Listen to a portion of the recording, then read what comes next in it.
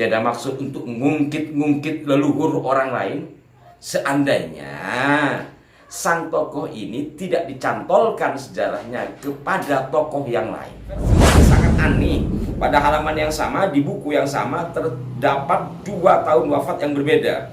Padahal keterangan ini ditulis oleh sosok penulis yang sama. Assalamualaikum warahmatullahi wabarakatuh. Salam jumpa, salam sejahtera untuk Anda semua. Rahayu, salam persaudaraan dari kami, Arah 9 Channel. Kembali saya menyapa Anda dan kembali saya mengucapkan terima kasih tak terhingga atas respon positif Anda terhadap konten-konten kami, serta mohon maaf jikalau tidak semua komentar sempat kami berikan balasan atau ada hal-hal yang kiranya tidak berkenan di hati Anda. Sahabat-sahabatku sekalian, mengulas pembelokan sejarah itu butuh waktu yang sangat panjang, butuh referensi yang tidak sedikit, karena begitu banyaknya sejarah yang telah dibelokkan, yang telah dikaburkan.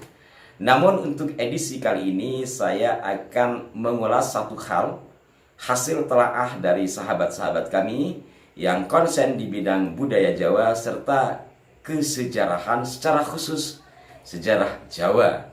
Dan untuk edisi kali ini, bagian dari hasil telaah itu akan kami sampaikan, yakni berkenaan dengan seorang tokoh yang sering kami ungkap di sini, di mana tokoh ini dikaitkan atau diklaim sebagai bagian dari keluarga besar Keraton Ngayogyakarta Hadiningrat. Namun setelah dilakukan penelaahan, ternyata tidak bisa diterima, baik itu secara logika ataupun tentunya secara penelitian dan akademika. Tokoh yang dimaksud mungkin sebagian Anda sudah bisa menebaknya.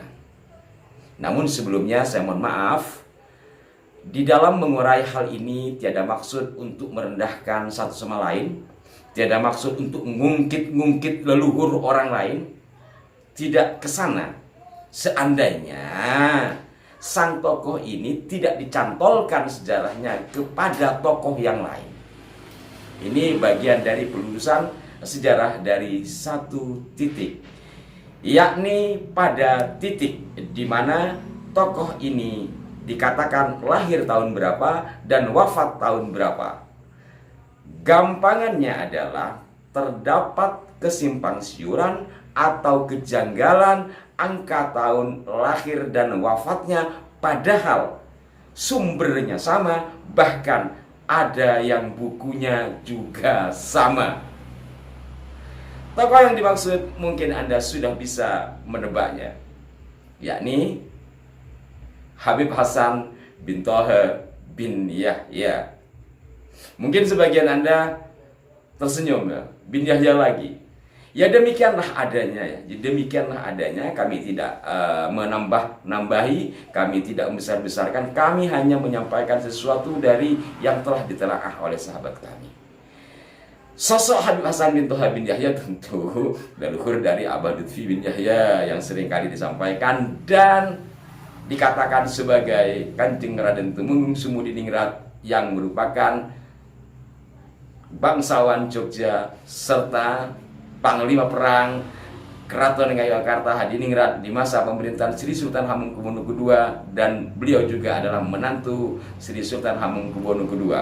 Para pemirsa sekalian, barangkali ada yang dari Anda baru menonton kali ini, ya saya ulangi kembali bahwa Habib Hasan bin Thaha bin Yahya ini kan diklaim sebagai KRT Sumudiningrat, yang menurut pihak Abah Lutfi itu makamnya berada di Lamper Kidul, Semarang, Jawa Tengah. Sementara dari hasil penelitian dan bukti-bukti akurat yang sering kami sampaikan, itu makamnya yang asli itu yang berada di Jejeran Pleret Bantul, Jogja. Nah, berkenaan dengan angka tahun dan lahir beliau ini, saya akan bacakan yang sudah dibuat tabelnya oleh sahabat-sahabat kami.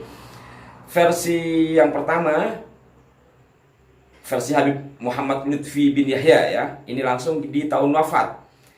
Jadi dalam buku sejarah Pekalongan, dalam kurung Pekalongan History, kayak Profesor Dr. Kusnin Asa MA dan Habib Muhammad Lutfi bin Ali bin Hashim bin Yahya Pekalongan yang diterbitkan pada 2021. Pada halaman 160 tertulis angka wafat beliau atau angka wafat Habib Hasan ini 1836 Masehi. Ya, 1836 Masehi. Masih di halaman yang sama di buku yang kami sebut tadi, yaitu 160, tertulis angka 1824 Masehi. Ini apa kesalahan ketik atau bagaimana? Sehingga diberikan keterangan oleh sahabat kami para peneliti sejarah tersebut, versi ini sangat aneh. Pada halaman yang sama, di buku yang sama terdapat 2 tahun wafat yang berbeda. Padahal keterangan ini ditulis oleh sosok penulis yang sama, yaitu Habib Lutfi. Apa salah ketik atau bagaimana? Kan mestinya ada editor ya. Kalau saya dulu buat buku itu bukan hanya editor, ada korektor sampai 4 orang dengan bolpen yang berbeda agar tidak terjadi kesalahan. Itu pun kerap kali masih ada. Tapi berkenaan dengan angka-angka ini harus betul-betul teliti, betul-betul konsen korektor, belum lagi editornya nanti. Ya, ini terjadi perbedaan angka tahun yang sangat jauh ya, 1836, yang satunya lagi 1824. Kemudian di buku Cahaya dari Nusantara Maulana Habib Lutfi bin Yahya yang diterbitkan pada 2021 juga pada halaman 323 hingga 325, sumbernya adalah Habib Muhdar Ahmad Asgaf, tertulis ya, ini tahun lahir 1736 Masehi, wafatnya 1818 Masehi. Kemudian masih dengan narasumber yang sama di buku yang sama pula, tapi halamannya berbeda. Kalau tadi kan halamannya 323 hingga 325, ini di halaman 344. Dikatakan bahwa tahun lahirnya itu 1754. Yang pertama dikatakan 1736, ini ditulis 1754. Tahun wafatnya 1818. Nah, di sini dikasih keterangan, versi ini sangat aneh. Pada buku yang sama, di halaman yang sama terdapat 2 tahun lahir yang berbeda, padahal ditulis oleh sosok penulis yang sama. Lebih aneh lagi karena tahun wafat Habib Hasan di versi ini berbeda dengan versi Habib Lutfi bin Yahya. Keduanya saling bertolak belakang. Kalau dalam buku Cahaya dari Nusantara Maulana Habib Lutfi bin Yahya _2, catatan kekaguman dan kecintaan seorang santri, karya Muhdar Ahmad Asgaf Pemalang, Abena Seiwun yang diterbitkan 2021. Di sini pada halaman 323 hingga 325 dikatakan tahun wafatnya 1818.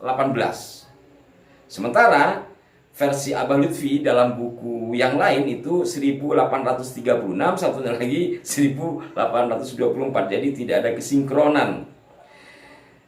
Kemudian dalam versi tesisnya Siti Fatimah, jadi lahirnya ditulis 1765 Masehi, wafatnya 1819. Ini berada dalam tesis yang berjudul Peran Habib Hasan bin Toha dalam kurung KRT Sumudiningrat dalam melestarikan tradisi Islam di Keraton Ngayogyakarta Hadiningrat pada masa Sultan Hamengkubuwono II 1792-1819 Masehi, yang terdapat pada halaman 33 dan 48. Di sini kawan kami memberikan penjelasan. Versi ini sangat aneh. Narasumber yang dijadikan rujukan salah satunya adalah Habib Lutfi bin Yahya. Mengapa tahun wafat Habib Hasan di tesis ini berbeda dengan versi sang narasumber, yakni Habib Lutfi bin Yahya? Kemudian dalam manakib Habib Hasan bin Toha bin Yahya yang dibaca dalam haulnya pada tahun 2020 dikatakan bahwa tahun lahirnya 1749, sementara tahun wafatnya tidak dijelaskan. Kemudian juga masih di dalam manakib haul Habib Hasan 2021 tahun lahirnya tidak disebut, sementara tahun wafatnya ditulis, yaitu 1135. Kawan kami memberikan catatan terdapat kesaling tolak belakangan antara berbagai versi tentang tahun lahir atau tahun wafat Habib Hasan. Satu sama lain saling bertentangan antara versi Habib Lutfi bin Yahya, Habib Muhdar Asgab, Siti Fatimah, dan lainnya. Yang sangat ganjil adalah bahwa tahun wafat versi manakib ini bertolak belakang dengan versi Habib Lutfi bin Yahya. Sahabat-sahabatku sekalian, dari uraian tadi kiranya Anda sudah dapat mencermati ya. Namun kami berharap barangkali ada dari pihak Abah Lutfi atau mungkin dari penerbit buku tersebut serta dari Mbak Siti Fatimah yang membuat tesis S2-nya seperti yang sering kami ulas, bisa memberikan masukan kepada kami. Namun perlu juga diingat pada bulan Ramadan yang kemarin ya, Raden Rashid serta sahabat-sahabat dari Bani Mataram tadi telah mengajukan tantangan kepada siapapun yang bisa memberikan jawaban yang konkret sesuai dengan data primer tentang KRT Sumudiningrat yang diklaim sebagai Habib Hasan bin Toha bin Yahya. Nyatanya sampai sekarang belum ada yang bisa membuktikan secara autentik dengan data-data yang autentik pula, tentu dengan sumber-sumber primer. Artinya sampai pada batas ini, dan saya juga meyakini bahwa KRT Sumudiningrat bukanlah Habib Hasan bin Toha bin Yahya.